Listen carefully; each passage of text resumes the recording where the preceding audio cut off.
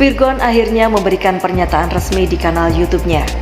Virgon buka suara terkait ramainya isu perselingkuhan dirinya yang dibongkar oleh sang istri, yaitu Inara Rusli. Virgon menyampaikan permintaan maaf kepada semua pihak atas beredarnya isu tersebut. Virgon menegaskan bahwa dirinya membuat video ini sebagai pertanggungjawaban terhadap anak-anak mereka atas kesalahan yang telah dilakukan. Selanjutnya, Virgon tak menyangkal bahwa dirinya memang telah melakukan kesalahan. Pernyataan tersebut secara tidak langsung membenarkan tudingan perselingkuhan yang telah dia lakukan.